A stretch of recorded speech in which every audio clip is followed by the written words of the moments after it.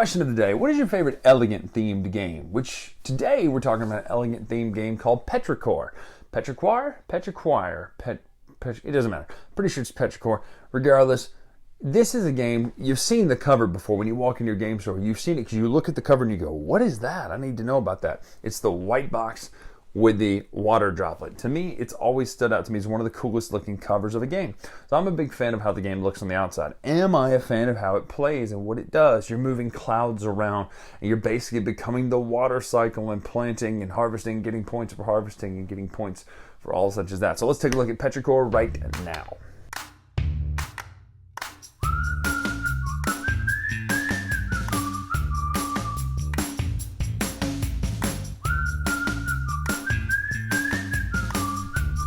So here's Petrichor set up for 2 players. You start with your marker on the vote points track and the victory points track, as well as everybody gets a cloud with a raindrop of their color in it on one of the crops that are out there.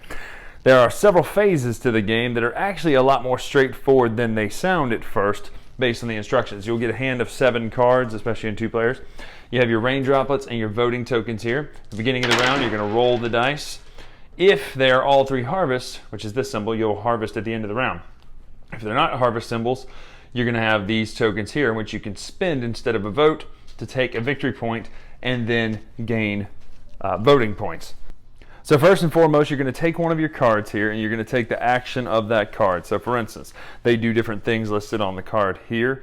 Your frost, it says create a light cloud and place one of your drops in it and place it on a field without a cloud. So you'll place that out there somewhere. That's these clouds here. Yeah, they become thunder clouds if you put one of these thunders on them, if they have more than 4 or more drops in them.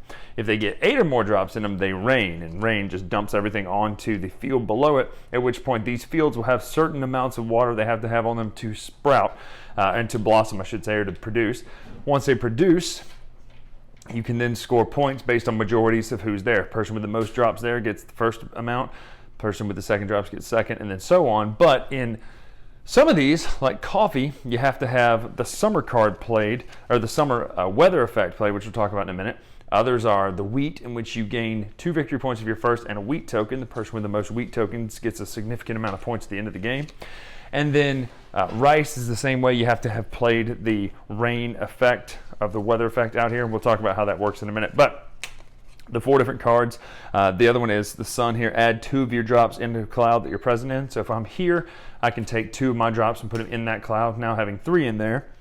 The wind is you can move a cloud to an adjacent one. Now when 2 clouds touch, they merge and they become a thundercloud. So once 2 clouds would touch, let's just say this had happened, boom, that would dump into there. So multiple colors can be in one cloud at once. This will become a thundercloud, which you gotta love this little thing here. So now, boom, it's a thundercloud. But the thunderclouds are important because they will rain if the certain weather effect happens. And when it rains, obviously you dump all those. Anyway, that holds on there, but I'm doing this one-handed, so forget it. So they will rain if that weather effect happens. And lastly is rain any 1 drop from 2 up to 2 clouds that you're present on. So you can choose to immediately just drop a drop onto the field. Then, once you've taken your action, you're also going to choose to vote on one of these spaces. Now, either you have 3 options. Either the one of the action card, the next one on the row of the ring here, so you can either put it on wind or rain. So let's just say I vote for wind. At the end of the round, you're going to evaluate these places now. Whichever one has the most votes on it, whichever 2 have the most votes on it, are the 2 that are going to trigger. And those effects are down here at the bottom. The frost one is all light clouds become thunder clouds, no matter how many rain droplets are in them. This one is in turn order, choose a cloud and double your presence, coffee may develop. So once you've done this, so you're going to want to force that if you've got stuff on coffee, you can then turn this from sprouted over to developed, and now coffee scores twice as many points. The next one is in reverse turn order, move any 1 drop from a field to an adjacent field. So you actually just move a droplet. And then lastly is all thunderbolts rain, rice may develop. So, or thunderclouds rain, rice may develop. Then the person who had the most of their color on there, so let's just say this is what happens. Let's say we've got 3 greens and 2 blues. The person with the most moves up on this track, and at the end of the game you're going to score your points based on where you are for the voting track. It's a lot of points. You get all the way up to the end, it's 27 points, and again you're doing this twice per round, so whichever 2 of these is which triggers. Then the last thing you do is you harvest check and see if the harvest happens. So if there's a harvest this round, you're going to score, and you'll score every time based on what's available there. And then you'll clean up, which means you deal 7 cards back out to each other. You'll rinse and repeat for 4 rounds. Person with the most points wins the game. So that's Petrichor. That's how it looks. That's what it does, how it plays, all of that sort of stuff. Let's talk first of all how the game looks. I really like how this game looks. Now the boards themselves, they're okay, like the plants and all that. They do look nice. They look like something out of a Farmer's Almanac, so there's that. But what really looks great are the little clouds that move around, the little cloud bucket holders with put the lightning bolt on them, and you have your raindrops that you're dropping out onto the board, or blood rain. It's like an Egyptian plague when the red player starts playing, but you get those out there. And it's just fun. It looks good on the table, the way that the art style and the art direction work. Other things are the wheels and things like that. The fact that it's you play this card and you can vote on this one or you can vote ahead. The little bits of tweaks in art direction really, to me, are very, very good, and everything makes sense. The rule book makes it sound a little more complex than the game actually plays. It's not the most complex game in the world, albeit it does take a little bit to get your mind around some of the things that you have the actions, and then you have the weather actions, and so they're cards, yes, but you vote on these, and whichever ones take place. So there's a little bit of a learning curve to get used to what is about to actually happen. But all in all, it looks pretty. Now let's talk about actual playability and what you do on your turn. So on your turn, you're going to play the actions out there, one of the 4 action cards, or you can do 2 to get 4. Look at that, 4 horsemen. Or you can do 2 to get the action you want. Then you vote. So here's what I like. This is multiple area control is what it is. You're controlling 2 different areas. Yes, here 3 really, technically, although 1 is just a mechanic to get to the other action area control. But anyway, first of all, there's the voting. You want to control and have you don't even have to control it. Yes, it's nice to win it because you get a lot of points like that. But if you just score the one, or you make the one activate that you want to activate, weather style, that's a win for you at least, because you need that action to happen.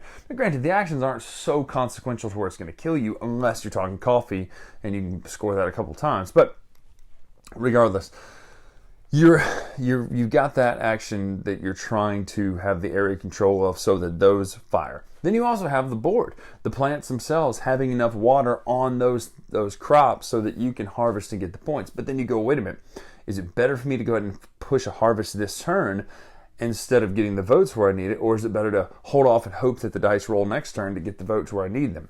So there's a little bit of push and pull there. And then not to mention, there's the actual action cards that manipulate this board over here. So a lot of thought, a lot of care, a lot of design and thought went into this. I can see, if you've ever talked to David, and I don't know the other designer, but if you ever talk to David and hear how he develops a game, you can tell that this has got his fingerprints on it about like, hey, here's an idea. Okay, what if we did this, this, and this, and this, and this, and here we've perfected the idea, and now it's mathed out.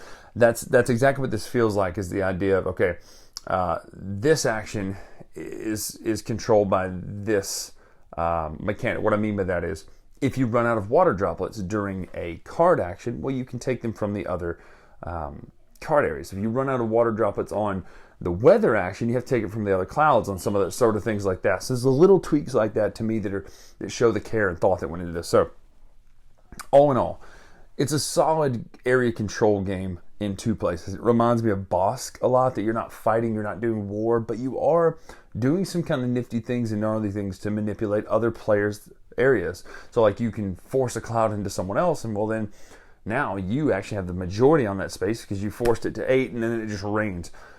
Let's talk theme for a minute. I love that this is the theme, that you're pushing clouds around until they get so heavy and full of rain that they just rain. And that to me is a really smart theme. It uses it well too, that you're raining water all over these spaces and you're watering those spaces so that you can harvest the crops. It's the back end side of a farming simulator game, right? Where you're watering the crops through nature and through the water cycle and stuff. So I really like how the theme comes through, and it really works. Like the idea of these clouds getting bigger and merging, and then they get so heavy that they rain. Fairly scientifically accurate, right? It's just interesting. So all in all, if you like area control games that aren't so cutthroat, this is 100% one for you.